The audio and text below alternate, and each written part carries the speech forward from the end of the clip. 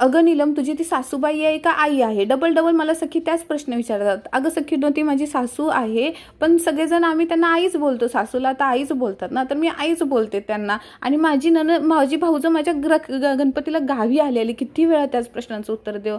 आज आमच्या गणुल्याचं विसर्जन होतं.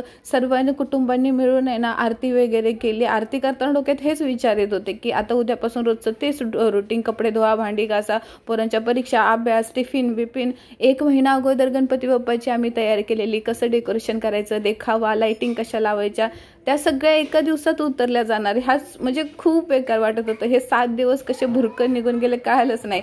आई हळूच गणुल्याच्या कानात काहीतरी बोलली बरं का. लय हसायला आलं.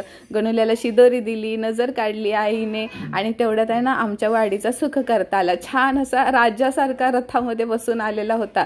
आमचं वाडीतलं घर शेवटचं असल्यामुळे शेवटची आरती झाली. आरती म्हणजे ओवाळणी झाली सुख करताची. परत रथाच्या मागं जो ट्रक असतो ना, त्या ट्रकामध्ये सगळे वाडीतले गणपती बाप्पा असतात, सर्व घरटी गणपती. म्हणजे आमच्या वाडीतले ना एकत्रच गणपती बाप्पा येतात आणि एकत्रच जातात. परत त्या भाऊजाच्या हातातून, भाऊजं माझी गणपतीला घरी आलेली बरं का, तिच्या हातातून आमच्या गणुल्याला बाहेर काढलं.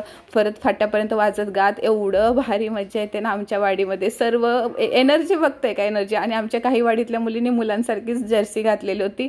आम्ही मुलींनी म्हणजे लेडीज लोकांनी पण कुर्ती घालायचं ठरवलेलं, पण काय आमचा प्लॅन फिसकटला. माहिती आहे ना आपल्या बायकांचा प्लॅन काय फिक्स होत नाही.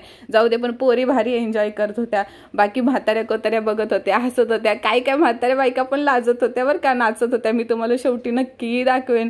आता तर सुरुवात झाली, अजून खूप मज्जा आहे.